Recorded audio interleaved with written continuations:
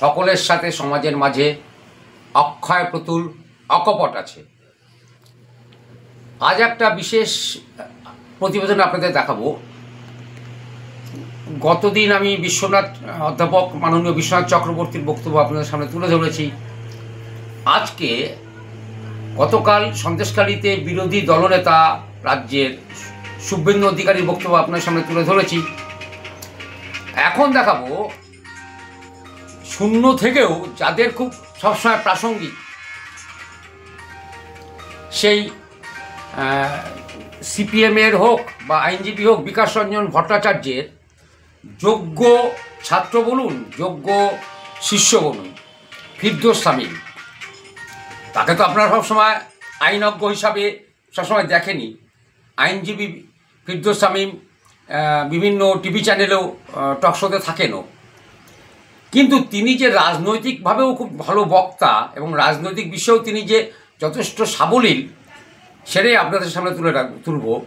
কারণ পশ্চিমবঙ্গ অনেক রাজনৈতিক দলই আছে, তৃণমূল কংগ্রেস, বিজেপি, সিপিএম, বামেরা আছে, কিন্তু বিশ্বনাথ চক্রবর্তীর কালকে একটা কথা শুনে মনে রাখবেন, পথে আন্দোলন কথায়। কিন্তু সেই পথে আন্দোলন কিন্তু দেখা যাচ্ছে আইনসভায় শূন্য থাকা বামেরাই বেশি করছে। শুভেন্দু অধিকারী বিরোধী দলনেতা হিসেবে বিভিন্ন ছুটছেন। কিন্তু আমি আজকে যে প্রতিবেদনটা আপনার সামনে রাখতে চাইছি, আইনজীবী ফিরদৌস শামীম গতকাল মেদিনীপুরের সিআইটিউর মঞ্চ থেকে যে রাজনৈতিক বক্তব্য রাখলো, সেটাও আপনারা একবার মন দিয়ে শুনুন। কারণ ফিরদৌস শামীমকে যেমন আমরা আইনজীবী হিসেবে দেখছি, ঠিক বিকাশ রঞ্জন ভট্টাচার্যের যোগ্য উত্তরসূরি বলে মনে হচ্ছে আইনজীবী ফিরদৌস শামীমকে, যিনি একজন সক্রিয় বামপন্থী কর্মী। দেখতে থাকুন। সকলের সাথে সমাজের মাঝে অক্ষয় প্রতুল অকপট আছে। সেমিনার হচ্ছে এবং আজকের সেমিনারটি সেরকম একটি সেমিনার। আজকে মূলত দুটো সেমিনার আমার এবং বিকাশবাবুর একসঙ্গেই আসার কথা ছিল, এবং কমরেড সম্পাদক বলেছেন যে বিকাশবাবু আমাকে 2টো নাগাদ ফোন করেছিলেন, ফোন করে বললেন যে শামীম আমি যেতে পারছি না, আমার পায়ে ব্যথা। কারণ আপনারা জানেন যে বিকাশবাবুর যেহেতু একটি অপারেশন হয়েছিল, ফলে খুব বেশি ট্রাভেল করতেও ওনাকে নিষেধ করেছিল। কিন্তু কি করবেন, এই রাজ্যে বর্তমানে যে পরিস্থিতি, তাতে প্রায়শই ওনাকে, তিনি এমপি ছাড়াও প্রায়শই তাকে দিল্লি ছুটতে হয়। তার কারণ এই রাজ্যের প্রায় প্রতিটি মামলাতেই আমরা প্রায় বলতে গেলে জোর করেই নিয়ে যাই। তো সুপ্রিম কোর্টে প্রায়শই ছুটতে হয়, বিভিন্ন জায়গায় ছুটতে হয়। তো আগামীকাল আবার ছুটবেন, তো সেই জন্য আজকে তিনি আসতে পারেননি। এইখানে সবাই তিনি বক্তা ছিলেন, তো আমাকে বলল যে তুমি তো ওখানে যাচ্ছ, সঙ্গে এটাও করে দিও, এবং আমি যেতে পারছি না, দয়া করে তুমি ওটাকে করে দিও। তো আমি সেই, যেহেতু সিনিয়রের কথা, তো খুব স্বাভাবিকভাবেই আমি প্রথম আমার সিনিয়রের যেখানে বক্তব্য রাখার কথা ছিল সেখানেই এসছি। আজকের এই সেমিনারের বিষয় হিন্দু না মুসলিম, আসলে সংকটে ভারতবর্ষ এবং সংকটে ভারতবর্ষের সংবিধান। দেখুন, ভারতবর্ষ এমন একটি দেশ, যে দেশে আপনি সবকিছু পাবেন, পাহাড় পাবেন, জঙ্গল পাবেন, সমুদ্র পাবেন, সমস্ত রকম প্রাকৃতিক বৈচিত্র্য পাবেন। আপনি কয়েক কিলোমিটার যেতে যেতে ভারতবর্ষে ভাষার বৈচিত্র্য দেখতে পারবেন, সাংস্কৃতিক বৈচিত্র্য দেখতে পাবেন। এই মেদিনীপুরেই ধরুন, এক এক প্রান্তের ভাষা দেখবেন এক এক রকম। আপনি আবার পাশের একটি জেলায় চলে যান, দেখবেন ভাষার যে টোন সেটা পরিবর্তন হয়ে গেছে। এই বৈচিত্র্যতাকে রক্ষা করছে ভারতবর্ষের একটি কমন ফ্যাক্টর। আমি কয়েকদিন আগেই বলছিলাম কারণ অনেকেই ভুলে যান, দেখবেন আপনি অনেকেই কথায় কথায় আমেরিকার উদাহরণ টানে, কথায় কথায় আর 5টা দেশের উদাহরণ টানে। তো আমি বলছিলাম যে ভারতবর্ষ এমন একটি দেশ, যে দেশ গঠনের পিছনে কোনো কমন ফ্যাক্টর নেই। যেমন ধরুন আমেরিকা, সে দেশ তৈরির পিছনে একটা কমন ফ্যাক্টর কি? সে দেশে বেশিরভাগ মানুষ ইংরেজি ভাষায় কথা বলেন। সেখানে 78% মানুষ সরাসরি ইংরেজি ভাষায় কথা বলেন এবং 91% মানুষ যারা ইংরেজিতে জানেন এবং বোঝেন। আপনি ভারতবর্ষের পাশে আরেকটি রাষ্ট্র চলে যান, বাংলাদেশ, দেখবেন ভাষার ভিত্তিতে তৈরি একটি রাষ্ট্র, অত্যন্ত একটি খারাপ রাষ্ট্র, আমাদের প্রতিবেশী, কিন্তু প্রতি মুহূর্তে যে ধরুন এই জঙ্গি পাঠাচ্ছে, এটা পাঠাচ্ছে, সেটা পাঠাচ্ছে। পাকিস্তান, তার তৈরির পিছনে কমন ফ্যাক্টর হচ্ছে ধর্ম, ধর্মের ভিত্তিতে তৈরি একটি রাষ্ট্র। কিন্তু ভারতবর্ষ এমন একটি দেশ যার কোনো কমন ফ্যাক্টর পাবেন না। ধর্ম এখানকার ভিত্তি না, ভাষা এখানকার ভিত্তি না, কোন নির্দিষ্ট সংস্কৃতি এখানকার তৈরির ভিত্তি না। তাহলে ভারতবর্ষের তৈরির ভিত্তি কি? ভারতবর্ষের তৈরির ভিত্তি হচ্ছে ভারতবর্ষের মানুষ এবং ভারতবর্ষের বৈচিত্র্যতা। আর এই ভারতবর্ষের মানুষ এবং ভারতবর্ষের এই বৈচিত্র্যতা, এটা রক্ষা করেছে স্বাধীন হওয়ার পরে ভারতবর্ষের সংবিধান।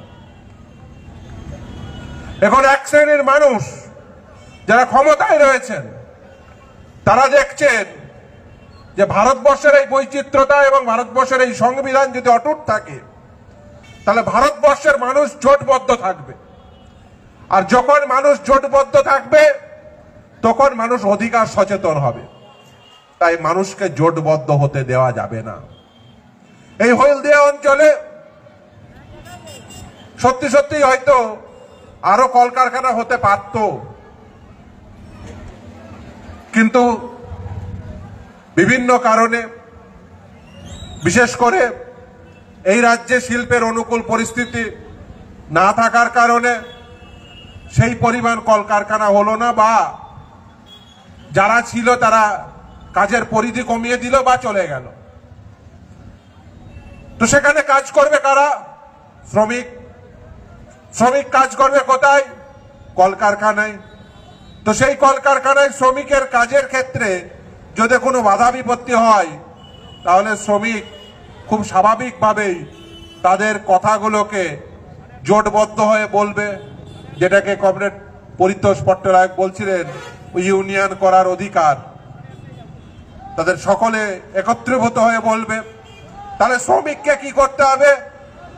এই যে যারা শাসক দল, তাদের বন্ধু যারা এই মালিক পক্ষ,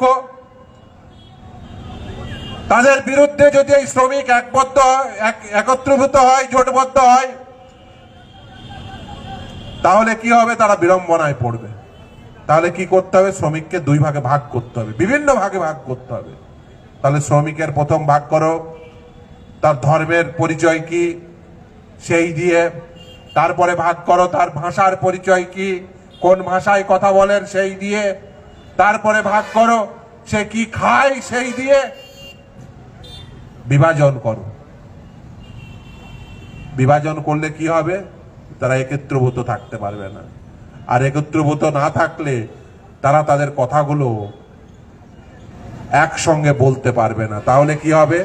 তাদের দাবি দাবাগুলো শক্তপোক্ত হবে না, তাহলে দাবি দাবাগুলো দুর্বল হবে। এই দুর্বল করতে চাইছেন যারা, যারা ইলেকট্রাল বন্ডের মাধ্যম দিয়ে এই কর্পোরেটের কাছ থেকে হাজার হাজার কোটি টাকা নেই, তারা চায় না যে এই শ্রমিক একত্রীভূত হোক।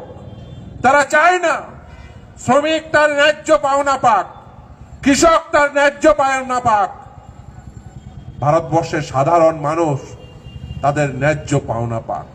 দেখুন, ভারতবর্ষ একটি সমৃদ্ধশালী রাষ্ট্র। ভারতবর্ষের যে পরিমাণ খনিজ সম্পদ রয়েছে ভারতবর্ষে যে পরিমাণ সম্পদ রয়েছে, ভারতবর্ষে যে পরিমাণ প্রাকৃতিক সম্পদ রয়েছে, তার যদি সঠিক বন্টন হয় তাহলে ভারতবর্ষের কোনো মানুষ এই দৈন্যতার সঙ্গে থাকতে পারে না। কিন্তু ভারতবর্ষের সম্পদ কি করতে হবে? ভারতবর্ষের সম্পদ কিছু মানুষের মধ্যে একত্রীভূত করতে হবে। আর একত্রীভূত করতে গেলে প্রথম যেটা করতে হবে সেটা ভারতবর্ষের মানুষের মধ্যে ভাষার ভিত্তিতে, ধর্মের ভিত্তিতে, সংস্কৃতির ভিত্তিতে, আপনার খাবার দাবারের ভিত্তিতে ভারতবর্ষকে খণ্ড বিখণ্ড করতে হবে। বলতে হবে তুমি হিন্দি ভাষী না তুমি বাংলা ভাষী, বলতে হবে তুমি হিন্দু না তুমি মুসলমান, বলতে হবে তুমি কি পড়ো, তুমি কি খাও, তোমার ফ্রিজে কি রাখা আছে, তার ভিত্তিতে তোমাদের মধ্যে বিভাজন করা হবে।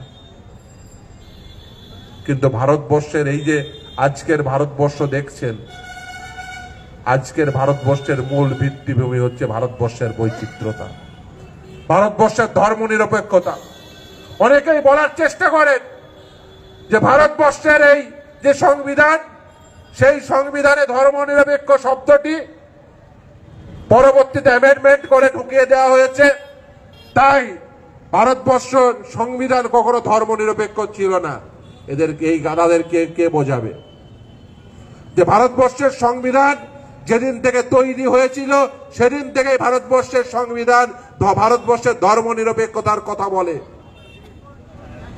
পরবর্তীতে ভারতবর্ষের সংবিধানের প্রস্তাবনার অংশে ধর্মনিরপেক্ষ শব্দটি ঢোকানো হয়েছিল। কিসের জন্য? আপনারা বই অনেকেই পড়েন, আপনারা যখন বই পড়েন তখন বইয়ের প্রথমে কি লেখা থাকে? বইয়ের মুখবন্ধ। বইটি কি সেটি জানার জন্য আপনারা কি পড়েন? বইয়ের মুখবন্ধ অংশটি। সেরকমই সংবিধান কি সেটি যদি কেউ কয়েক মিনিটে বুঝতে চান, জানতে চান, তাহলে কি করবেন? পরবর্তীতে ঢোকানো হয়েছিল সেটি মূলত এটি বোঝানোর জন্য যে ভারতবর্ষের সংবিধান মূলত কি কি কথা বলে। এই কয়েকদিন আগে সুপ্রিম কোর্টে মামলা করা হয়েছিল যে ভারতবর্ষের সংবিধানের ওই যে সেকুলার শব্দটি ওটি বাদ দিয়ে দিতে হবে, সেটি চ্যালেঞ্জ করে মামলা হয়েছিল, সেটি ডিসমিস করে দিয়েছে। খুব স্বাভাবিক। ভারতবর্ষে প্রথম থেকেই ধর্মনিরপেক্ষ ছিল, আর ভারতবর্ষ এই বৈচিত্র্যতা নিয়েই ভারতবর্ষ তৈরি হয়েছে। অনেকে দাবি করবেন যে ভারতবর্ষ এই ধর্মনিরপেক্ষ ভারতবর্ষকে তৈরি করেছে অমুক শাসক দল বা অমুক নেতা বা অমুক নেত্রী। আমি তাদের প্রত্যেকের সঙ্গে ডিফার করি। কেন ডিফার করি? তার কারণ এই ভারতবর্ষকে তৈরি করেছে ভারতবর্ষের মানুষ। যুগ যুগ ধরে তৈরি করেছে, বছরের পর বছর ধরে তৈরি করেছে। এই ভারতবর্ষে কখনো মুঘল এসেছে? আপনি যদি ভারতবর্ষের চরিত্র পরিবর্তন করতে চান তাহলে আপনার চরিত্র পরিবর্তন হয়ে যাবে, ভারতবর্ষের চরিত্র নয়। কারণ ভারতবর্ষ তৈরি করেছে ভারতবাসী, আর এই ভারতবাসী তারা বছরের পর বছর ধরে, যুগের পর যুগ ধরে একে অপরের সঙ্গে হাতে হাত ধরে একসঙ্গে বসবাস করে। তাই এই যে বলছিলাম আজকের বক্তা বিকাশ রঞ্জন ভট্টাচার্যের চেম্বারে যেদিন আমি প্রথম দিন আসি, আমার নাম তো ফিরদৌস শামীম।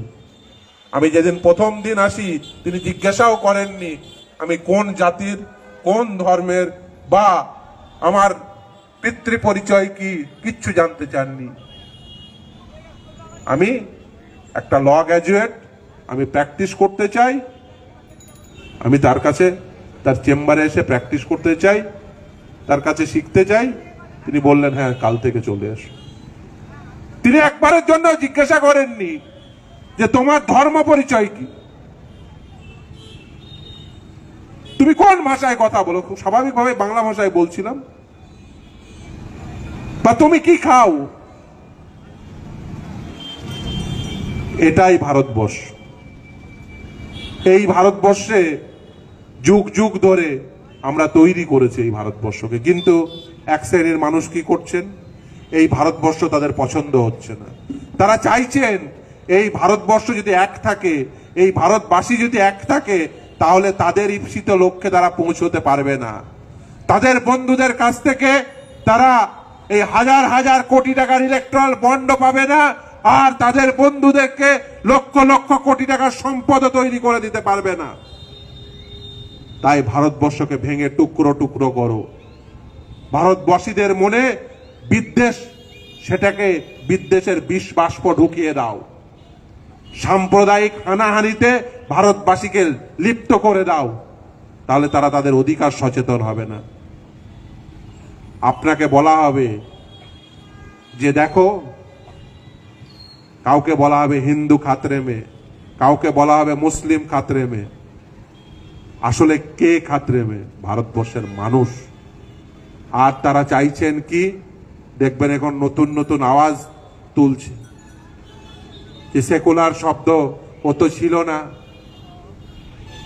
আচ্ছা ভাবুন তো, যে ভারতবর্ষের এতদিন ধরে মুঘলরা শাসন করে গেল, হিন্দু খাতরেমে ছিল না। এখন এই 56 ইঞ্চির ছাতি ক্ষমতায় আসার পরে হিন্দু খাতরেমে চলে গেল। আর এখানে পশ্চিমবঙ্গে কি হচ্ছে? পশ্চিমবঙ্গে এসে দেখছে যে এখানেও তো মাটি তৈরি করতে হবে, তাই হিন্দুত্বের জিগির তোলো।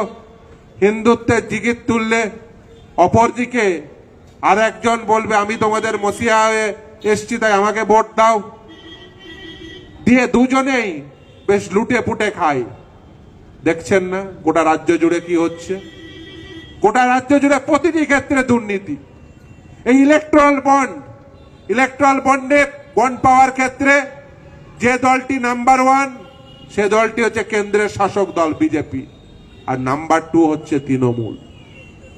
অর্থাৎ কর্পোরেট পুঁজি, তার হিস্সাদারি সব থেকে বেশি কে পাচ্ছে? বিজেপি, কেন্দ্রের বিজেপি। তারপরেই হচ্ছে রাজ্যের শাসক দল তৃণমূল। এই উভয়েই দেখেছে যে ভারতবর্ষের মানুষকে তথা পশ্চিমবঙ্গের মানুষকে একত্রীভূত রাখলে তারা তো একসঙ্গে গর্জে উঠবে। আমাকে ওদের এক বড় নেতা বলেছিলেন, এই যে এসএসসি নিয়ে এত দেখছেন দুর্নীতি নিয়ে লড়াই হচ্ছে, এটা নিয়ে মামলা হচ্ছে, কোর্টে রায় হচ্ছে, রাস্তায় লড়াই হচ্ছে, তো ওদের এক বড় নেতা বলেছিলেন, হিন্দুত্ববাদী নেতা, যে আমরা বিড়ম্বনায় পড়ছি, এদের খুব বেশি এই লড়াইয়ে দেখতে পাবেন না, রুটি রুজির লড়াই এদের খুব বেশি দেখতে পাবেন না। তারা বলছে আমরা বিড়ম্বনায় পড়ছি। কেন? যে আমরা তো এই সমাজকে সাম্প্রদায়িকতার বিশ্বাস ছড়িয়ে দিতে চেয়েছিলাম। আমরা তো হিন্দু মুসলমান করতে গেলে এই রুটি রুজির লড়াই, সেই লড়াইকে বাহবা দেওয়া যাবে না, সেই লড়াইয়ে মানুষকে থাকতে দেওয়া যাবে না।